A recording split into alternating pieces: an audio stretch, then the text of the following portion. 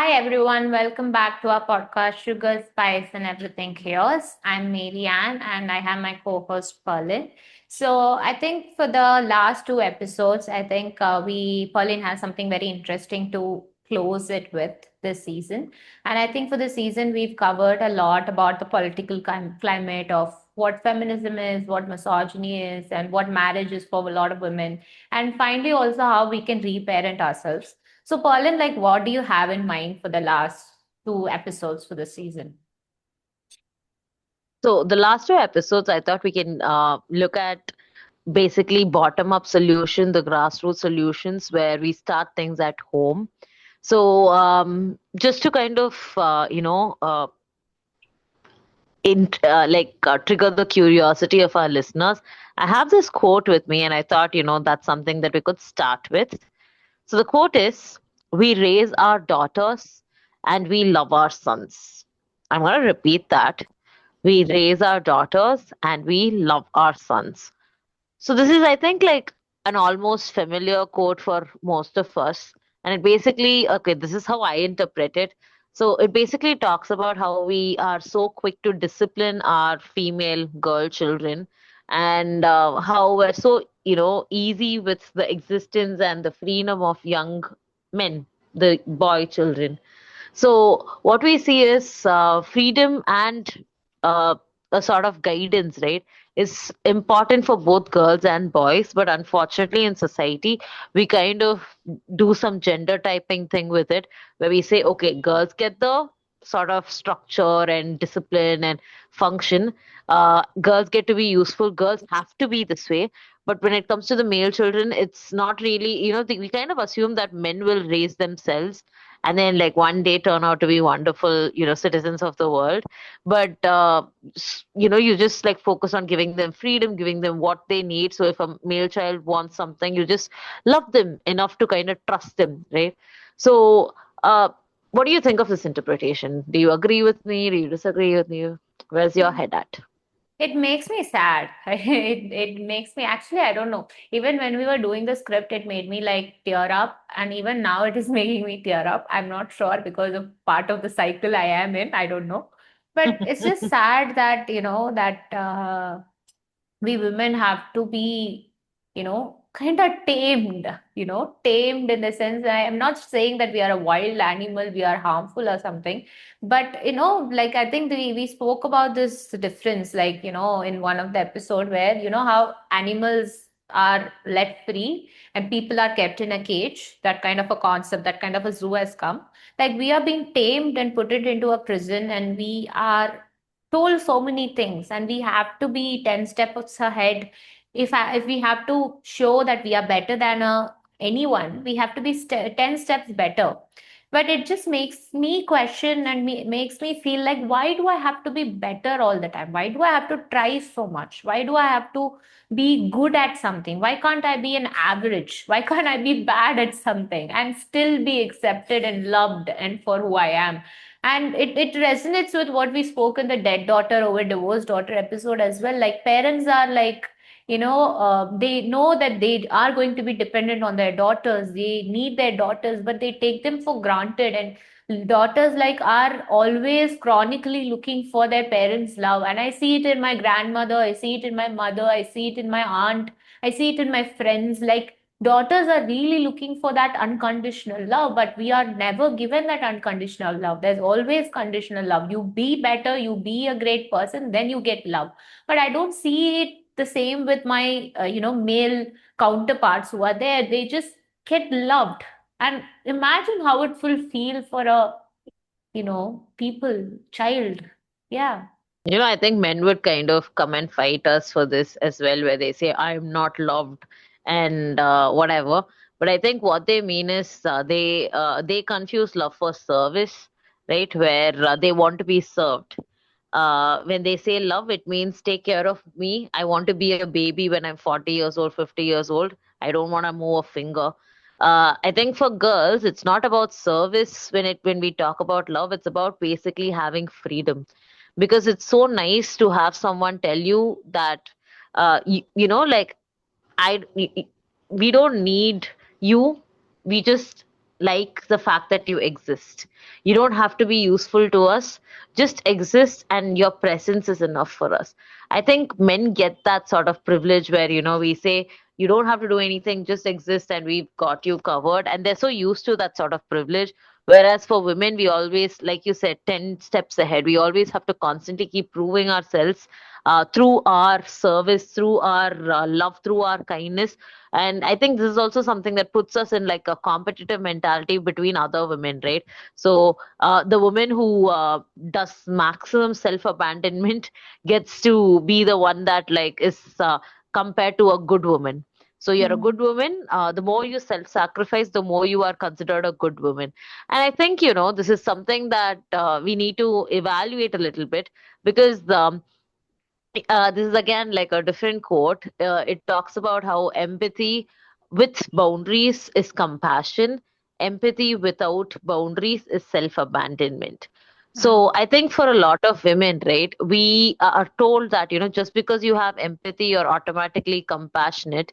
And, but that's not true. If you are going to be empathetic at the cost of your life, if you're going to be empathetic at the cost of your desires, your ambitions, then what you're doing is basically giving up your dreams and your aspirations and what your purpose for that matter to satisfy someone else's dreams. And like, I think most people, you call this the midlife crisis, right? When in the like around 40s and 50s, when women look back into their lives, they kind of have this crisis where they realize that, oh, I lived the wrong life, I wasted my time, and that's when it hits them. I think one of the reasons we wanted to talk about this is because resilience, as much as it is bouncing back from like a tough situation, we could also look at resilience as, something that we could give our daughters before a tough situation could arise. So we can create like artificial tough situations at home so that we force our daughters to set boundaries, so that the compassion that they need, right, is something that's developed instead of people pleasing or self abandonment. Uh, do you kind of see this like sort of thing happening where daughters are appreciated or even rewarded when they self abandon? Like the more the daughters give up, like it'll be my favorite toy, and then my mother will say, your brother will like it, your younger sister would like it, and so this elder child would have to give up. And she would be said, you're the akka, you're the elder sibling. And it's usually something that's done to the daughters. If it's like the first son, right, they don't have this pressure so much, because like boys will be boys, if there's competition, so you get two toys. But if it's a girl child, then you expect the girl child to share, because again, this very weird pressure of one day you will be a mother and then you will understand, one day you will have a child of your own. Like, but that's like one day you're talking to a child. Why are you like poisoning this child's head right now? But you don't see the same sort of narrative with male children, because you expect them to be more immature. Like the maturity quotient is something that we expect from girls, but we don't have the same expectations for boys. Why do you think like this is something that just became normal? These were not things that were taught to us, right? Hmm. See, it makes me think of this Raja Beta concept. I think in the north, it's a very common thing. Is they call the sons Raja Beta. All the mothers call them Raja Beta. Like it's like that betas are always Rajas, sort of a thing. And I think in Tamil, do we Royal. have something like that, Kadakutti or something like that? Kadakutti is like the Kadakutti is the youngest, I last think. one, no? Yeah, But yeah, yeah. like that the favorite boys are always like I love to be making let them be free, let them be I alone, think leave them like alone. I think in Tamil it's like Ambalanale Singam. Something Like, like that. Ambala Singam. What Ambala, what Singakutti, Singam? என்னோட சிங்கக்குட்டி. Yeah, and they don't realize, how submissive lions are to lionesses when they say this, but yeah.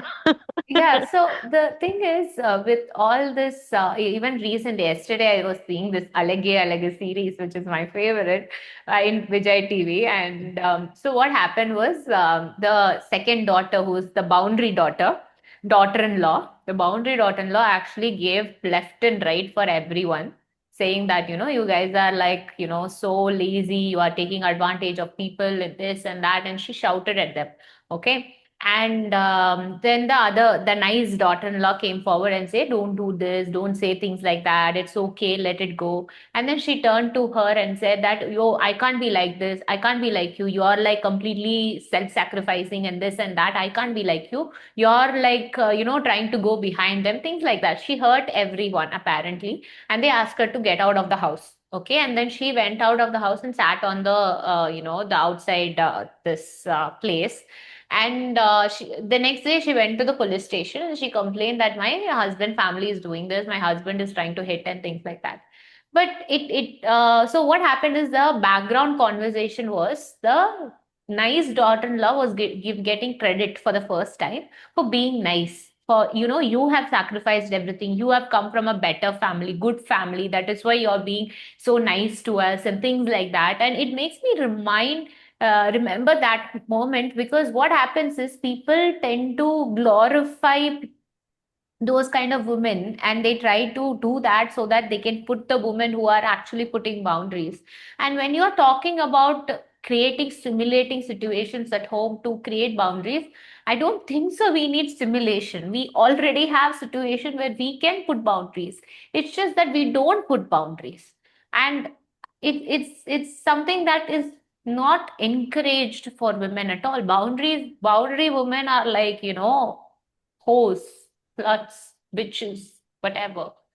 So yeah, that. And why, if you're asking me why, I don't know. It makes me think of this conditioning. That's all I can think of right now. You know this, how mothers, when they have their birthdays, they have to stand in the kitchen all day, make food for the whole house, and make some sweet and cake, and they have to work extra hours on her own birthday from morning till evening to make the family happy, to celebrate her own birthday when she's logging off in the kitchen. And daughters see this, and even when you ask the mother, why are you doing this? It's your birthday, we can go out. Then they'll be like, I like to do this. I like to do this for my family. I'm very happy that I'm doing this. It makes me happy to see other people happy. And this kind of a thing also gets transported to the daughters as well, right? So I'm thinking, is it conditioning? Is it because of this conditioning that we are trying to be self-abandoning and self-sacrificing in our own lives? Is that why it's happening? I think you are right here, but the conditioning isn't that, we see everyone abandoning themselves and then we automatically do it. I think it happens in a much more subtle way at home. So I think it all has to do with like our expression of anger. The first time you express anger is the first time that try to set a boundary at home. So let's say, you have your own toy and then your mother says, share it with someone, and then you get angry, right? So that's your first line of defense when it comes to boundary setting. But unfortunately, what happens in Indian families is women are told they cannot get angry. So one of the expectations for women is to be feminine, and feminine automatically means just soft, weak, and docile. But that's not the whole picture of feminine.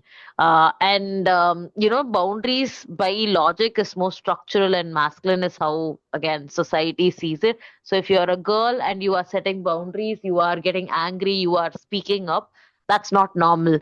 Who raised you? What's wrong with you is the sort of dialogue that comes up. And I think this is something that needs to change. So I think one way that we could work on this at home is to let our young daughters get more angry. So the more angry the daughter, the more compassionate the daughter is actually going to be. So next time your daughter is like getting irritated and saying, "Stop, I'm not going to tolerate this," you respect that daughter. It's as simple as that. But I think a lot of us would find it very uncomfortable when our daughters behave in like bratty ways. But when our sons do it, we're much more tolerant of it because, yeah, he's a boy. And you would see that, when it comes to punishments as well, uh, the sort of way that we treat our boys is to kind of attack the boys, where we either verbally or like physically deal with the boys. But with female children, right, like the girls, what we do is we withdraw love from them because we know that's the thing that's going to hurt them the most. So the minute the girl child gets angry, we say, I'm not going to talk to you. How dare you get angry at your own mother? I'm not going to feed you. I'm not. So we basically, the withdrawal of love, social isolation, I think, is like a very bad thing for women. If you leave a boy alone saying, I'll not talk to you, right? He'll cry for a bit, but then because of the freedom that he has, he goes out with his friends. He finds someone to hang out with. But I think being a girl child, it's very scary and sad for you if you were left alone like that, where someone told you that they wouldn't give you their love just because you got angry. And I think that's how you learn for the first time that boundaries are bad, because parents want like an open door with girl children alone. A male child, when they're angry, they can understand, but like a girl child, it's very difficult for them to understand why a girl would be angry, because you're always supposed to have the door open. If you want to have boundaries, right, it means something's wrong with you. I think as teenagers it gets worse as well, because like why do you wanna, like, why are you getting angry? How dare you get angry? uh, what do you think? Yeah, I mean, it makes me think of something that happened in my grandmother's life. Is that their sons used to be extremely angry, one of the sons, and it gets very toxic. And then that he tends to be so aggressive towards the mother. But then if the daughters are a bit angry, and then they shout or they show discontent, it was taken in a very bad light. And I think it makes me think of, like, I don't know, it makes me think of, why is it not okay for us to be imperfect? Again, it comes back to that same question. Like, I know I was thinking about conditioning and things like that, and how the world has been very accommodative of male child and things like that. But do you think, is there any reason why we are doing it? Is there actually why my grandmother was okay with the son behaving like that, and daughter not being okay with the daughter? I think when this is also like a thing that mothers need to work on, because when you look at male children, right, you see that the mothers get some self-esteem out of giving birth to male children, which is why a lot of mothers take a lot of pride in being boy moms. So the fact that they gave birth to a male child will suddenly increase their social standing. And so they kind of go around talking about how they have a male child. And in many ways, they kind of have this weird fantasy that this male child is going to save them by giving them more freedom. Doesn't happen.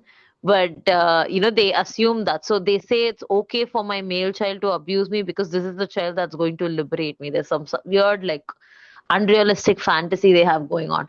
But with the female child, I think they see it as like a bad thing, because they know all the things that they wanted to do as a kid. They will see that same sort of fire in the daughters, right? And when they see it, it's very disheartening, because it's like I had the same fire too, and they basically made me suppress it and repress it. Now I am going to do the same to you, because I think I turned out okay because I suppressed and repressed it. And I think repression and suppression is the way that women have gone about dealing with trauma all their lives. So, yes, I had desires when I was a kid. Yes, I had a fire inside me when I was younger. But that is something that I see as a bad thing.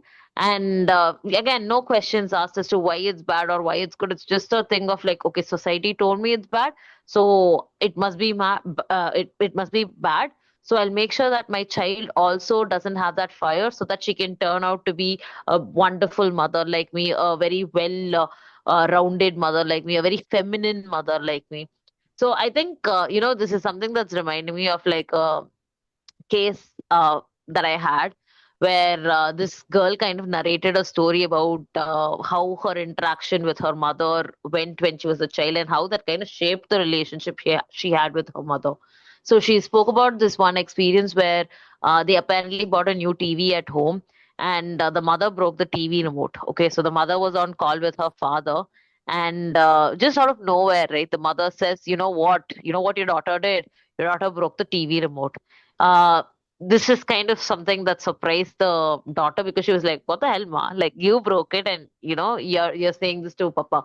And then she says, like, here, talk to your daughter. And then she hands over the phone to the daughter. And the daughter, she doesn't really know why. She was very young at that time, okay, when this happened. She just took the blame for the mother. So the father asked, did you break the TV remote? And the daughter goes, yes, I did. I'm sorry. And like, this was happening in like a therapy scene, and she was basically saying, I don't know why I said yes, I don't know why I took the blame. So in this case, right, what you see is this mother is very emotionally unstable. There were a lot of like times when the mother would threaten to kill herself. A lot of upsetting things happened with the mother here. And this mother kind of slowly convinced this daughter that she was the problem. She had to be protected. And it became a very toxic sort of relationship where the daughter would do anything. The daughter would even like kill people and herself if her mother would just love her, right? The daughter craved the mother's validation so much. But then the mother loved the fact that the daughter was giving her unconditional love, and she thought it was okay to abuse that because it's her daughter. She carried the daughter for 9 months, and she did everything right.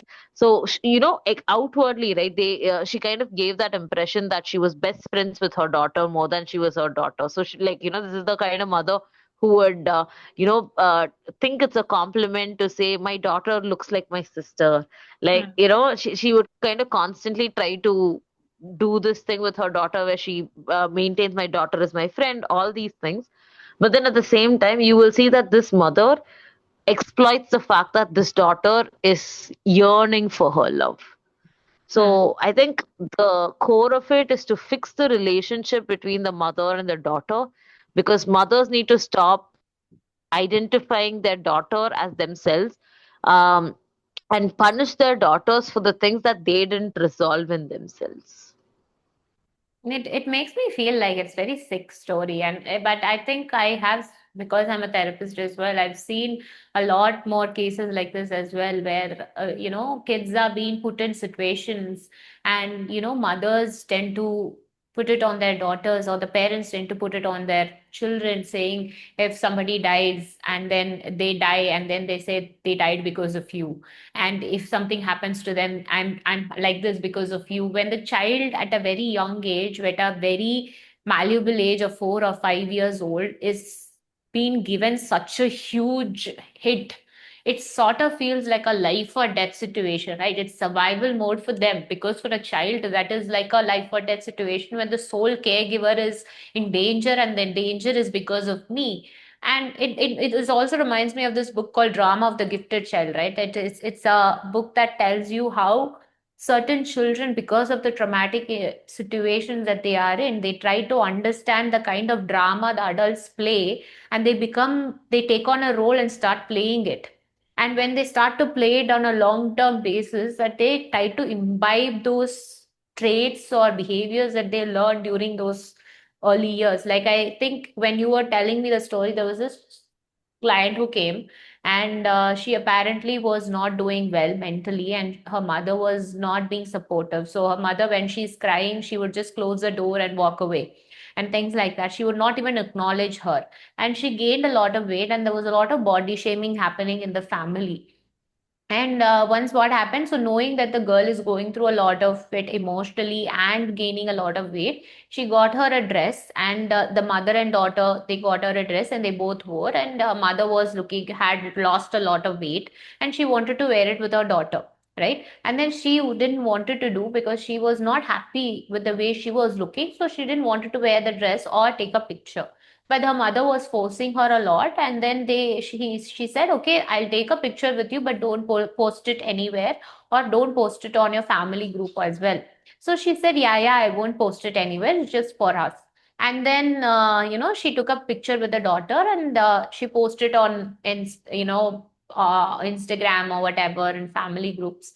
And then the comments started coming, things like, oh, your daughter looks older than you, your daughter looks bigger than you. And that sort of she keeps putting her daughter in that situation where she makes her feel good about herself, that, oh, I am younger, I am prettier, I am this, I am that. I don't know why people don't, mothers don't see it problematic to do it. Like, forget about being a mother. As a human being, I don't you see that it's problematic to, so, wantingly putting a person like that in that situation, knowing that they are hurt, especially at a age that they are not able to cognitively make sense of the situation, where they are just struggling to find themselves in the world. I think this is where, we get motherhood wrong because we think just because someone is a parent, right? Not just mothers, fathers as well. Just because someone is a parent, automatically they're good parents. But I think a lot of parents today are insecure adults. So what you see is these insecure adults, they transfer their insecurities to their children and they expect the children to love them despite the fact that they are trying to transfer these insecurities onto them. They project their insecurities saying, like you're fat, you're this, you're that. Well, this is a child, so the child, like I don't know what makes them, say these mean things to children. But somewhere, right, they get to like be bullies in their life for the first time, I think, and that gives them a weird sort of kick, like I'm superior, I'm more powerful. Obviously, you're more powerful because your competition, your enemy here is your own child. You have complete control over like what you do and don't do to them. And I think like this is also like a weird sort of thing, right? As long as you're under my roof, I have complete control over you. Like I think one way that insecure incompetent people can actually get self-esteem is by basically procreating. Like if you have a child, right, you Don't put immediately get ideas to into their feel minds. bro, like we literally live in, one of the most populated countries. I am not putting any new idea that's not already out there, right? So, like, I am not going to take responsibility for so many billions of people like being lost because, like, I mean, come on. They're giving birth to these children without really thinking about why they're birthing them, right? So it's just a easy way to kind of play God. We talk about how God is the creator, who is literally the creator of humanity. It's mother and father, the father, like whatever, right? The family unit, they don't have to be married, like all that's political, but like that aside, what you see is like parents get to play God, and which is why in a country like ours, right, just becoming parents gives you so much social status. We see the sort of rush that comes in with fertility centers, right? You worked in some, and I remember there were discussions we've had where both of us have kind of agreed that these people shouldn't become parents. Yeah. Like, why are they doing it? And they all kind of do it for wrong reasons. And what you see is these are people who are willing to, spend money that they don't have. They are willing to get loans and things just to, like do an IVF or something. But again, the question is why? And the why is very simple, which is basically to have control over individuals that are easy to exploit, because we all need to feel good somehow, and the easiest way to feel good is to exploit another person who is powerless compared to you. Hmm. But what say, it's I think we wanted this episode to go in a direction where it's supposed to be positive, Mm. and where, how do we help the mothers and fathers? And see, the one thing I see is, I think right now with Gen Z, they are much more aware of how they want to procreate, and they are much more aware with the decisions they are making in terms of, children or marriage and things like that. So that is definitely a very conscious choice people are thinking about. Right now, people are not thinking in a much in the way that we are thinking, but at least financially, practically, taking in consideration of the mental health burden that the child might have. These are things that people are right now considering, which is a positive move towards it. But where are we going with this whole conversation? What do we give to our listeners? I think what we give to our listeners is just basically awareness at this point. These are ideas that I think most people wouldn't have thought about. Like, I think one, thing that happens is, especially when we're dealing with mental stress and anxiety and depression, is we forget the pain that we had, which is why we have these mental health struggles in the first place. If we could all kind of remember our childhood pains, right? Like the things that we went through in our childhood, from time to time we go back and we sit with that pain. Okay, I had a tough life. I had this. I think this would kind of give us a much better perspective on what's important and what's not. Because But that's how you wouldn't take that care of your inner make child. us, but wouldn't that also make us victims of our No, own? no. See, this is not to kind of say looking back and saying, "Oh, I was so sad. I'm so pathetic." That's not the point of it. It's to remember your pain, where you understand that, like, okay, so this is something my mom would tell me. Okay, so one of the things that my mom consciously did when she became a parent is she never. Okay, so apparently when she was a child, her mother would kind of constantly say, "Sit properly, sit like a girl." Right? So my mom would say, I consciously chose to never ask you girls to behave like girls. Like, so at home or elsewhere, right? Like, I get to be comfortable. I get to sit in a comfortable way. I don't know what it's like to be a girl. Like, I am a woman, obviously. So I just have to exist is the idea. So if I exist, I'm a woman. Like, deal with it. Like, I don't have to perform femininity, right? Hmm. Like, so for me it was never a performance because I never had that script handed down to me. And the reason the script was not handed down to me was because my mother made a conscious choice not to hand it down to me. So even now, right, when I visit my grandmother, my mom kind of gets a little freaky about, like, oh, if your grandmother says something, you don't let her talk, because, like, she knows that, whatever her mother told my mother, right? Like, my grandmother told my mother was very hurtful towards my mother. Like, my mom was not happy with it. So my mom tries to protect me as much as possible because she knows the pain. She remembers the pain. And I think the problem that, like, parents have is that they forget the pain and they start to kind of in some ways romanticize the pain. Hmm. Like, I turned out to be so good because my mother abused me. So if I abuse my child will also become so amazing like me. But, like, that's so stupid. Like, But are you you, amazing is you, something that people don't ask. Are you really amazing? yeah, no, the thing is, like, amazing, and I think most people's definition is that you fit into society. Do you have a Hmm. basic education? Yes. Do you have a husband? Yes.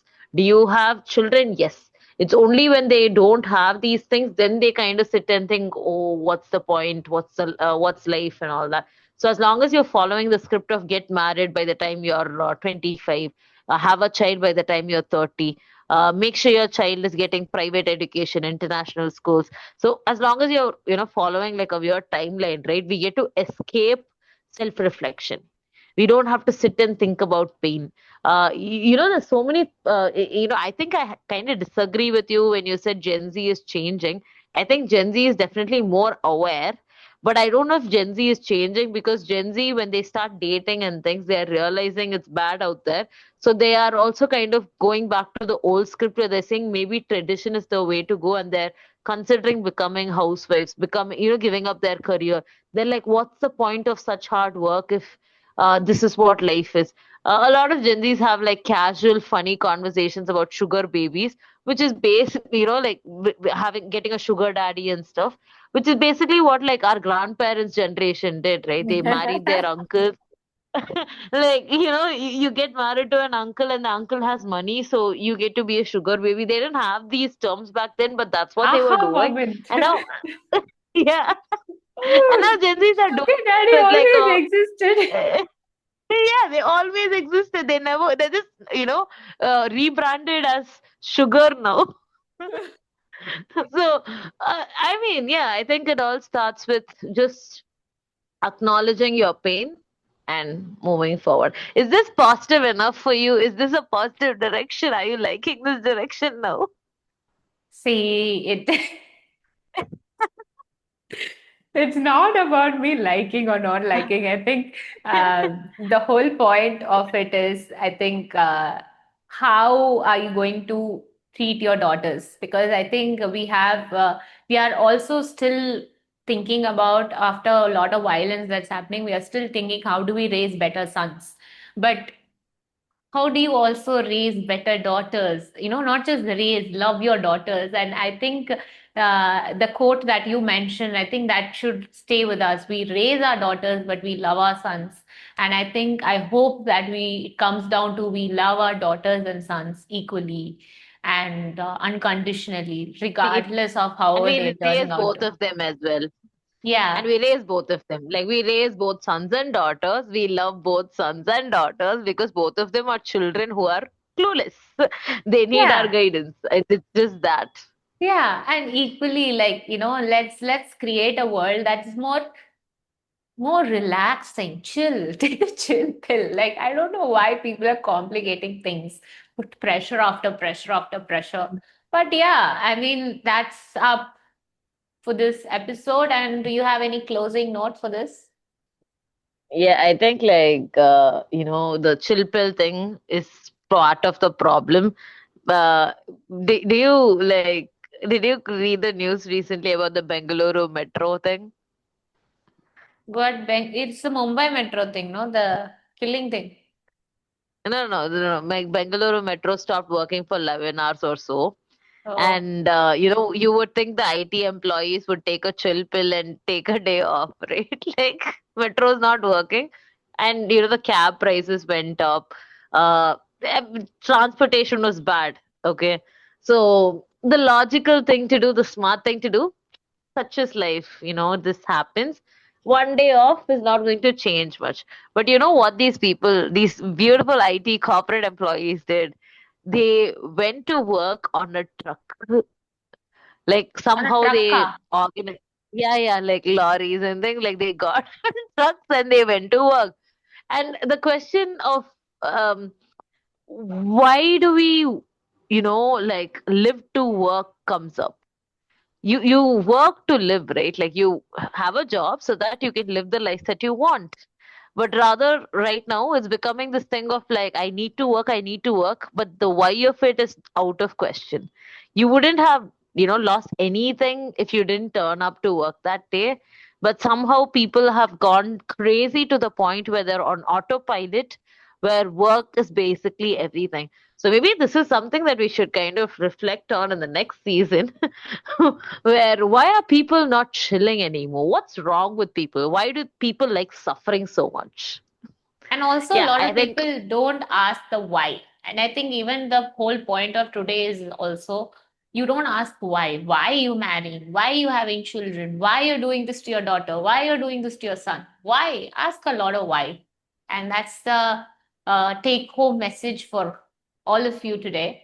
And should we if end we our made episode? yeah, if we made you uncomfortable, you're welcome. Please subscribe to our channel. Yes, And follow us on Instagram, Spotify, YouTube, and everywhere, and comment your thoughts. And we'll see you again for the next episode. Bye. bye.